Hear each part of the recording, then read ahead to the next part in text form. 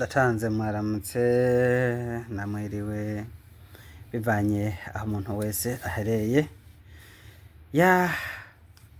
muri kumwe na Joel mwavya biganiro mwama mukurikirana kuri Youth Media TV. Uno munsi ngombe ndabahe icigwa cyo kwivura dukoresheje ibimera. Narababwiye ko mu kigo cacu ca Menabu tudahengeshanya kubazanira ibishasha. Uno munsi tugomba tuvuge ku kibazo c'abakenyezi. Abakenyezi n'abantu bakunze gukarirwa n'indwara zitandukanye zifatira mu bihimba vy'irondoka, ma infection vaginale, infection PD, infection urinaire. Izo ndwara kenshi zirababangamiye cane gose. Hanyuma hariho n'abakenyezi kandi bakunze kugira ikibazo cyo kugira akaodere kabi mu bihimba vy'irondoka, na cane ako kaodere kagakunda kuba kumvikana iyo bari mu mibonano mpuzabitsina n'umushinga ntahe bubakanye. Rero uno munsi nashaka tuganire ku kintu kijanye n'akamoto atari keza mu bihimba vy'irondoka ku mukenyezi mu gihe adafise ikibazo ca infection vaginale canke infection PD canke infection urinaire. Nuwahe muti umudame yoshobora gukoresha kugira ngo ashobore kwivura? Ni bimera kandi ntabwo ari ya miti bavuga ngo niyo ku bapfumu canke niyo kumanza kuza guhamura, oya, ariko n'umuti w'ikimera kandi dusanzwe tumenyereye abantu twese dukoresha.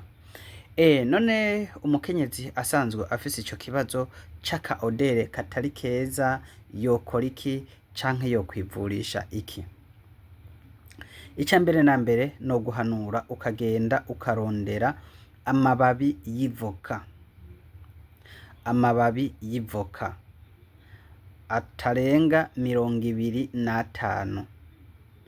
Ayo mababi 25 y'ivoka genda utore amababi acoroshe, hanyuma uhejeje kuyarondera yaronge neza.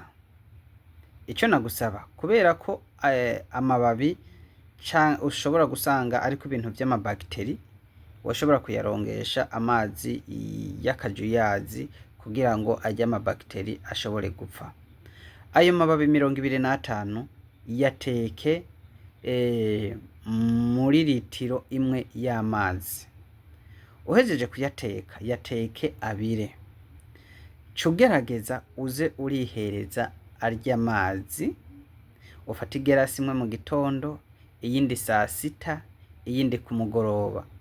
Bifate iminsi 21. Bijya bintu vy'akamoto kabi bizoba vyagiye.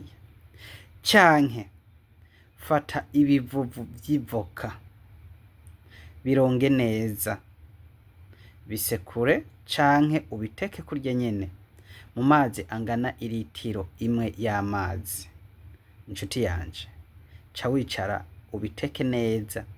Fata igikombe mu gitondo, ikindi saa sita, ikindi ku mugoroba. Bifate ya minsi 21. Ndakubwiye ikintu c'uko wumva ugira agahumuro katari keza bizohera kandi uzokira neza cyane.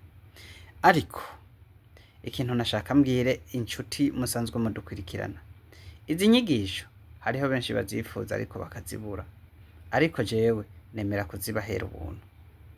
Izi nyigisho mu kuzironka vyarangoye kandi zaranzimvye, ariko nakwifuza yuko buri muntu mwanyi wese usanzwe ukurikirana Youth Media TV kuri Facebook, Youth Media TV kuri Instagram, Youth Media TV kuri TikTok na Youth Media TV 257 kuri YouTube. Ntutangwe no kugira share, like, comment na subscribe kugira ngo amakuru tuzoza turahacisha n'ubuvuzi tuzoza turababwira kugira ngo bizoze biragushikira hakiri kare. Twagusaba iyi video isangiza abandi kuko ibi sinifuza yuko ubigumana wewe wenyene, ndifuza ko hariho n'abandi bobironka kugira ngo bibagirire akamaro. Murakoze cyane. Tuzoshishikara kubagezaho ivyigwa vyiza bishobora kubakiza no kubavura dukoresheje ibimera, tutarinze turirirwa turaza guhangayika ngo tugende kwa barumenyi. Sawa sawa, murakoze.